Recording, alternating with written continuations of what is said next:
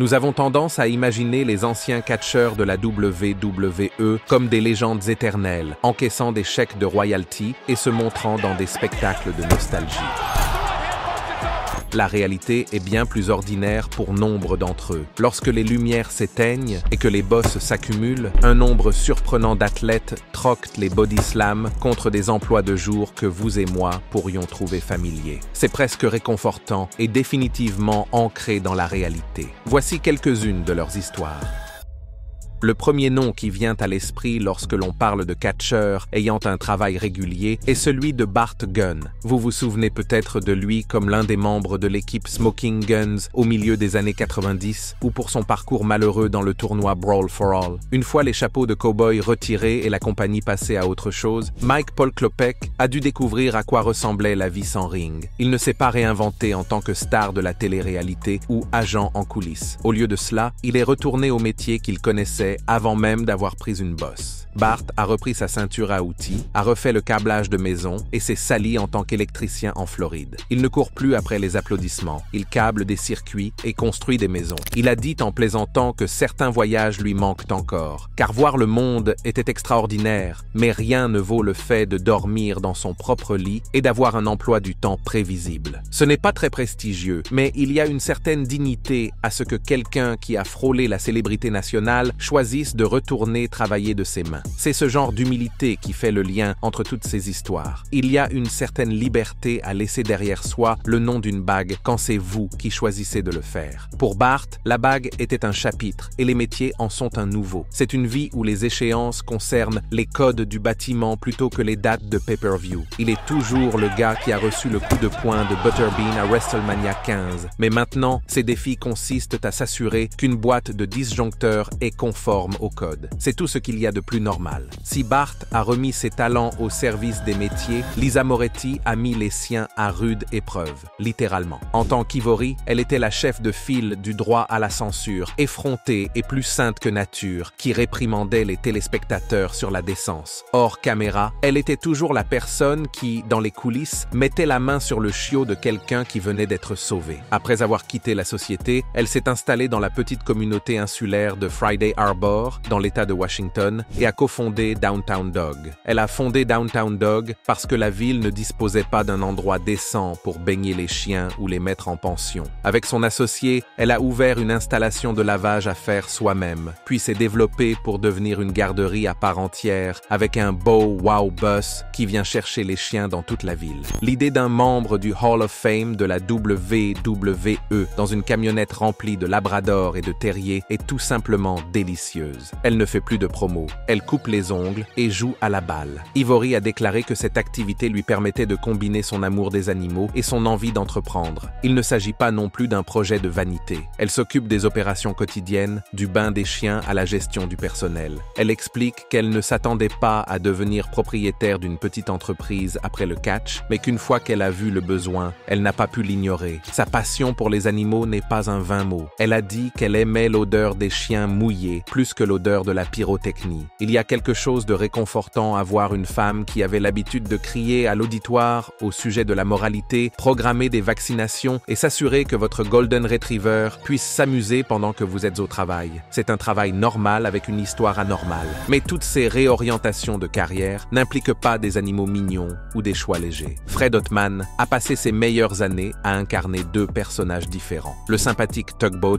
et l'énorme typhon des catastrophes naturelles. Il est également tristement célèbre pour avoir trébuché dans un mur en direct à la télévision sous le nom de Shockmaster. Après avoir été un dessin animé ambulant pendant des années, il a fini par quitter le métier et a cherché un salaire plus stable. Aujourd'hui, il est responsable de la sécurité chez Gaffin Industrial Services, une entreprise qui effectue des travaux lourds de décapage à l'eau et d'aspiration en Floride. Selon ses propres termes, il avait l'habitude de tuer des gens sur le ring. Et maintenant, il est payé pour assurer la sécurité des gens. C'est une vérité crue et amusante usante. Il passe ses journées sur les chantiers à veiller à ce que les gens portent des casques de protection et respectent les règles de l'OSHA, au lieu de mettre en scène des chutes dans des murs qui s'effondrent. Il entraîne également les équipes sportives de ses enfants et apprécie une routine plus prévisible. Le grand homme qui faisait autrefois équipe avec Earthquake passe désormais ses soirées assis sur des chaises de jardin lors de matchs de la Little League. Il y a de la fierté là-dedans. Fred a déclaré qu'après avoir pris tant de coups de chaise, il apprécie d'aider les travailleurs à éviter les blessures. Il reconnaît l'ironie de la situation. Le responsable de la sécurité a un jour touché un chèque de paie pour avoir été jeté d'une plateforme surélevée. La vie peut être étrange. Ce deuxième acte montre à quel point la discipline est transférable. Diriger une équipe d'ouvriers industriels n'est pas si différent de diriger une équipe de combat. Vous devez surveiller les arrières de votre partenaire et vous faire confiance. Matthew Hyson, connu dans le monde entier sous le nom de Spike Dudley, a eu l'un des parcours les plus attachants de la WWE au début des années 2000. Il était le plus petit des Dudley Boys, le gars qui prenait des coups de table brutaux de la part de monstres et qui gardait le sourire. En dehors du ring, il est toujours apparu comme quelqu'un de réfléchi et de pondéré. Ses traits de caractère lui ont été utiles lorsqu'il a quitté le monde du travail. Spike travaille aujourd'hui pour Fidelity Investments à Rhode Island en tant que spécialiste de la transition financière. Son travail est exactement ce qu'il semble être. Lorsqu'une personne décède, il aide sa famille à déplacer ses biens, à s'occuper de la paperasserie et à s'assurer que l'argent arrive là où il est censé arriver. Il décrit ce travail comme un service peu prestigieux mais vital. Cet homme a déjà été victime d'un powerbomb sur scène. Aujourd'hui, il est au téléphone avec des familles en deuil pour leur expliquer les documents fiscaux. Il s'est engagé dans cette voie après avoir enseigné et essayé d'autres emplois. Spike a même déclaré que cette carrière l'avait sauvé d'un triste avenir. Le travail est stable et lui permet d'être à la maison le soir, ce qu'il n'avait pas lorsqu'il passait des semaines sur la route. Il exploite également le côté méticuleux de sa personnalité. Les catcheurs doivent souvent gérer eux-mêmes l'argent de leurs marchandises et leurs réservations, et l'idée de gérer les finances ne lui est donc pas étrangère. D'une certaine manière, il a échangé l'imprévisibilité d'un match de table, échelle et chaise, contre le chaos plus mesuré de la procédure d'homologation. Il y a toujours de la pression, mais il y a moins de meubles en jeu. Le contraste est saisissant. Un jour, vous plongez d'un ring devant 15 000 personnes. Le lendemain, vous utilisez une calculatrice dans un bureau. C'est la vraie vie, bébé. Parlons maintenant de la seule et unique Vickie Guerrero. Vickie est synonyme de la phrase d'accroche « Excusez-moi » qui suscitait autrefois des huées assourdissantes. En tant que veuve du légendaire Eddie Guerrero, son personnage à l'écran a tendance à être grinçant. Mais en dehors des caméras, elle élève ses filles et étudie.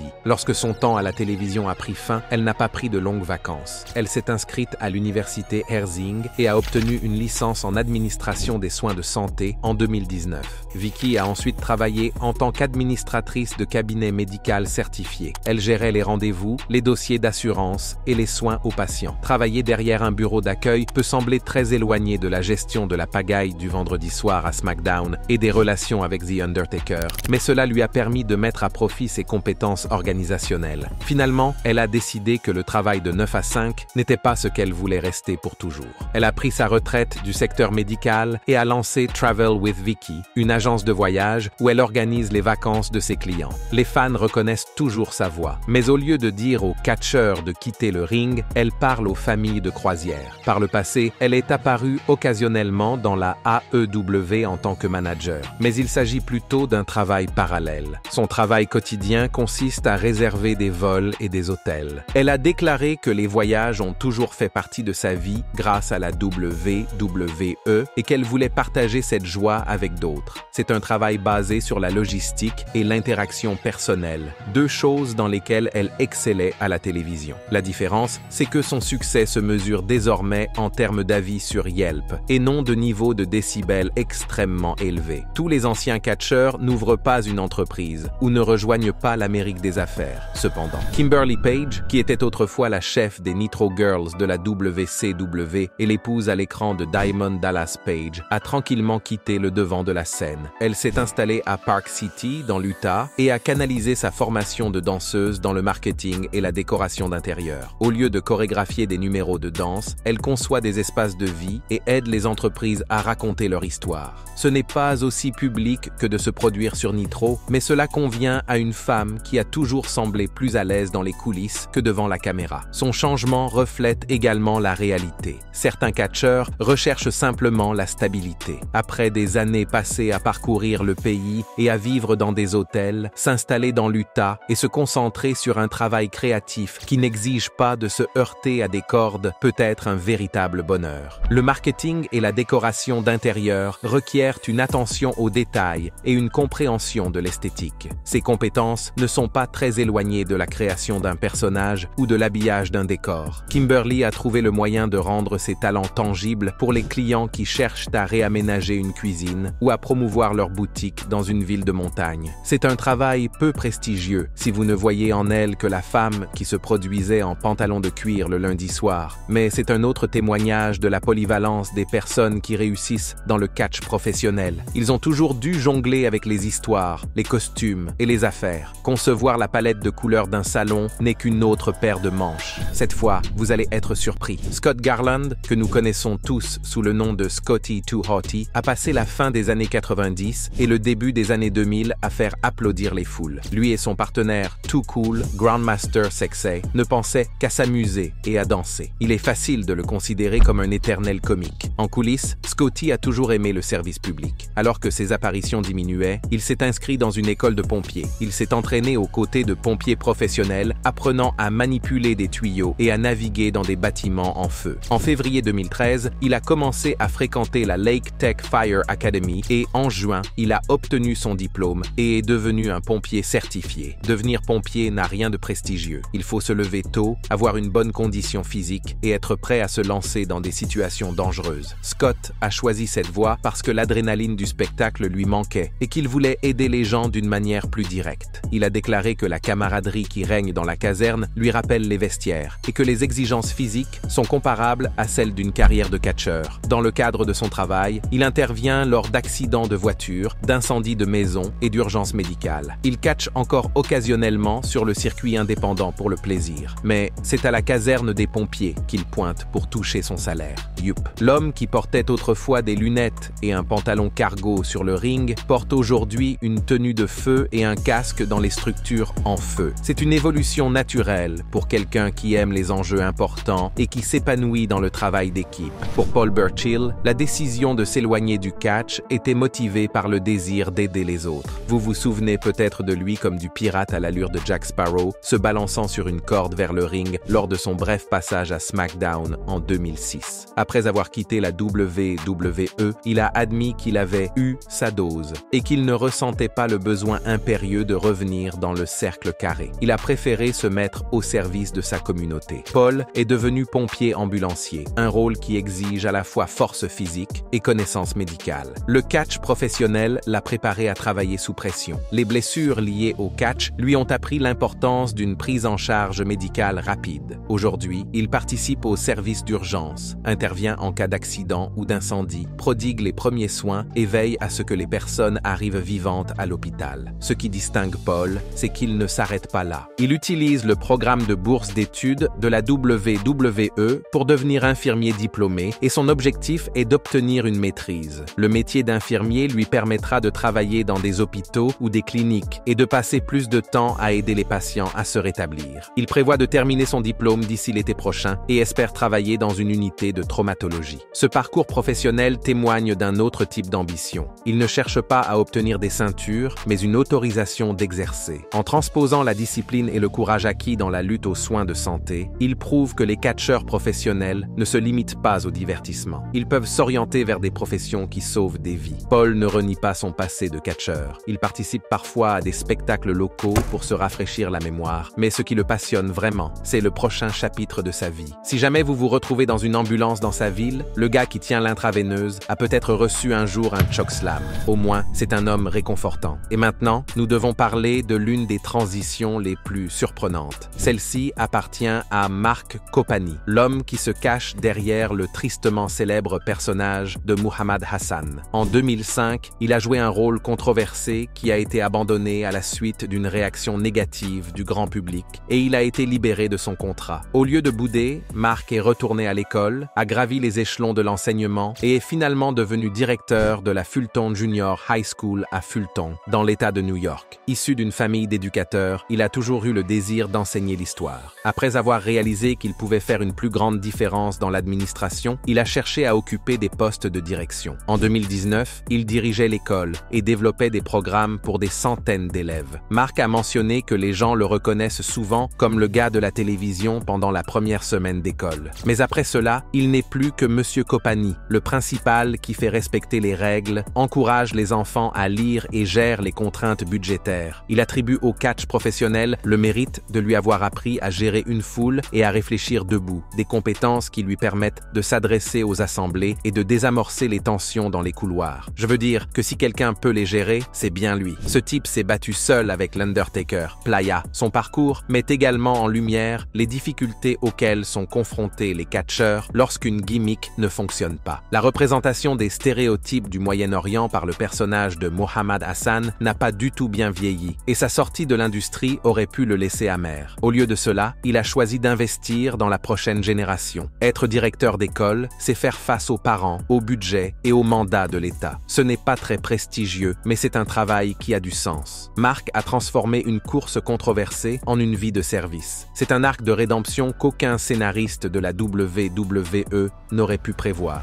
Barry Buchanan a passé 20 ans dans le catch, dont 8 sous les projecteurs de la WWE. Les fans se souviennent peut-être de lui en tant que Bull Buchanan dans le Right to Censor ou en tant que muscle de John Cena pendant les débuts de la gimmick rap de Cena. Après des décennies de voyage, il a décidé de raccrocher ses bottes. En 2014, à 45 ans, Barry a rejoint le bureau du shérif du comté de Carroll, en Géorgie, en tant que shérif adjoint. Pour lui, il ne s'agissait pas d'une crise de la quarantaine. C'était le travail dont il rêvait depuis l'enfance. Son changement de carrière lui apporte une expérience de la vie que les jeunes recrues n'ont pas. Il comprend la discipline, la condition physique et le travail en équipe. Travailler en tant qu'adjoint signifie exécuter des mandats, patrouiller dans les quartiers et parfois se mettre en danger. Ce risque physique n'est pas étranger à quelqu'un qui a passé des nuits à être projeté autour des rings de la WWE.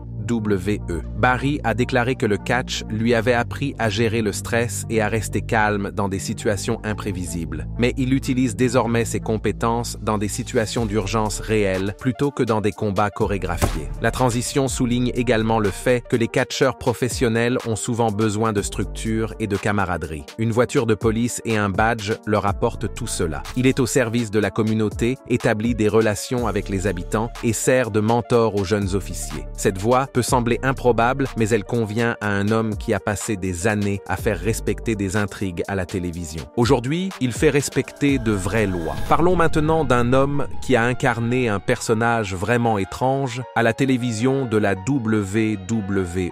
La transformation de Kevin Fertig de Mordecai, le vengeur du péché en robe blanche, en un sympathique agent immobilier, est l'une des tournures les plus fantaisistes de cette liste. Après avoir joué le rôle de Mordecai à la WWE, puis celui de vampire à l'ECW, Kevin a pris sa retraite en 2017 pour se consacrer à sa famille. Il s'est installé à Fishers, dans l'Indiana, et a utilisé son charisme et ses relations locales pour devenir agent immobilier chez Real Broker. Sa biographie souligne qu'il a passé une vingtaine d'années à se produire dans le monde entier, dont 9 ans avec la WWE, avant de troquer sa tenue de ring pour des vestes de costume.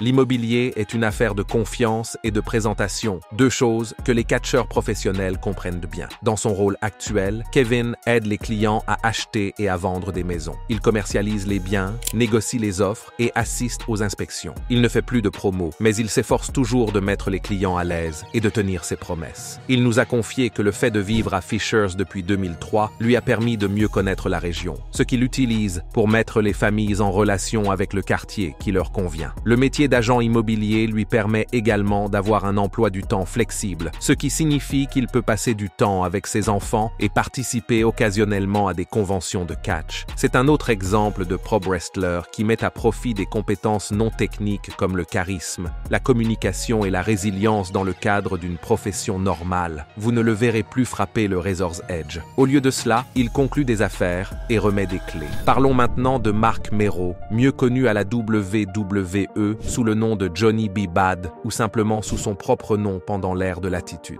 Il a connu des tragédies personnelles et des revers de carrière qui auraient pu le faire dérailler, mais au lieu de cela, il a fait de son histoire une plateforme pour aider les jeunes. Après s'être retiré du catch professionnel, Mark est devenu un conférencier inspirant. Il se rend dans des écoles à travers les États-Unis pour raconter des histoires d'intimidation, de drogue et d'alcool et de perte d'amis à cause de la violence. Il insiste sur l'importance de se fixer des objectifs et de faire des choix positifs. En 2010, il a publié un livre sur sa vie et, en 2022, il était devenu l'un des principaux intervenants dans les écoles, touchant des milliers d'élèves. Mark a déclaré que la réaction qu'il reçoit de la part des enfants est plus forte que n'importe quel titre. Dans les gymnases et les auditoriums, il brandit des ceintures de champion pour montrer que la réussite matérielle ne garantit pas le bonheur. Il leur parle de sa mère décédée, de son divorce d'avec Sable et du vide qu'il a ressenti en recherchant la célébrité. Puis il passe à l'espoir, les encourageant à s'entourer des bons amis. Il n'édulcore pas les aspects difficiles de sa vie parce qu'il veut que son public sache que le changement est possible. Le catcheur, qui était autrefois flamboyant, est aujourd'hui un homme vêtu d'un polo noir et muni d'une télécommande PowerPoint.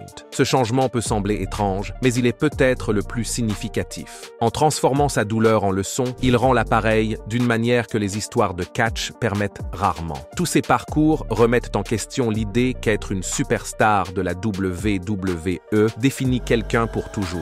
D'autres, comme les Dudleys de Spike, sont devenus entraîneurs personnels, des arbitres ont ouvert des cafés et des managers dirigent des lignes de vêtements. Le point commun est qu'une fois que la montée d'adrénaline et les apparitions lucratives s'arrêtent, les responsabilités quotidiennes demeurent. Il faut payer les factures et nourrir les enfants. Certains catcheurs s'épuisent et luttent, tandis que d'autres, comme les personnes citées ici, saisissent la chance de repartir à zéro. Mais il ne faut pas croire que ces transitions sont toujours triomphantes. Apprendre un nouveau métier ou retourner à l'école à la quarantaine est difficile. Se remettre de l'euphorie des milliers de fans qui scandent votre nom peut ressembler à un sevrage. Certains d'entre eux ont pris un emploi normal parce qu'ils avaient besoin d'une assurance maladie. D'autres l'ont fait parce qu'ils avaient besoin d'une raison d'être en dehors d'un scénario. C'est ce mélange de nécessité et de passion qui rend leurs histoires racontables. Nous avons tous été amenés à changer de cap dans notre vie, que ce soit par choix ou en raison des circonstances. Voir un type comme Bull Buchanan endosser un badge de député ou voir Ivory s'occuper d'un Golden Retriever nous rappelle que les héros de notre enfance sont humains. Ce qui frappe, c'est l'humilité dont beaucoup d'entre eux font preuve. Tugboat plaisante sur son passé, mais il prend la sécurité au sérieux. Paul Burchill utilise sa bourse de la WWE